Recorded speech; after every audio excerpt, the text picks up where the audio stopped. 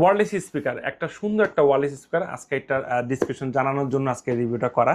এটার 12 ওয়াটের একটা জিনিস। এখন দেখা যায় অনেকে আমরা টিভি ইউজ করি যাতে টিভির ভিতরে একটু সাউন্ড ভলিউম কম থাকে বা কমে যায়।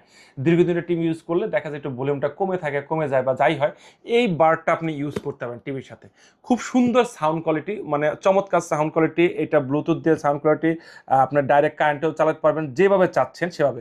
তারপর RGB সিস্টেম, সাইডদের নিচে যে সুন্দর RGB হয়, আসলে যারা দেখবে বা চালাবে একটা মনে দেখা যায় শোপিস হিসেবে যদি আপনি টিভির পাশে রাখেন, মৌলভেজা খুব সুন্দর একটা জিনিস আপনি রাখছেন।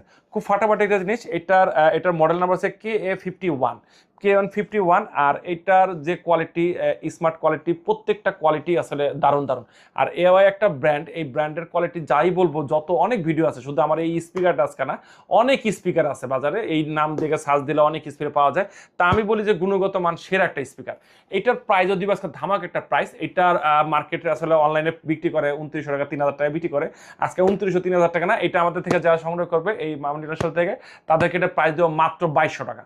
এটার প্রাইস দেবো 2200 টাকা প্রাইস দেবো। খুব চমৎকার একটা প্রোডাক্ট। আমি আবারও বলি, গুণগত মান বা অনেক সময় চান ভাই সাউন্ড কোয়ালিটি বা একটু বেশি চান, এখানে দেখা যায় অন্য কোনো যদি লোকাল স্পিকার হতো এখানে 12 ওয়াটের জায়গায় 30 ওয়াট লিখে দিত। কিন্তু আসলে জেনুইন কোম্পানি, অথেন্টিক একটা কোম্পানি, তারা এখানে কোনো ফ্যাক্ট কিছু লেখা নেই। ভালো একটা জিনিস। এটা নিতে হলে অবশ্যই স্ক্রিনে দেওয়া নাম্বারে যোগাযোগ করবেন। আরও কিছু যদি বিস্তারিত জানতে হয় অবশ্যই স্ক্রিনে দেওয়া নাম্বারে যোগাযোগ করবেন। আর আমাদের দোকানের ঠিকানা Dhaka Mirpur 1 number, cooperative market 3য় তলায়, মামুন ইন্টারন্যাশনাল প্রোনার শপ।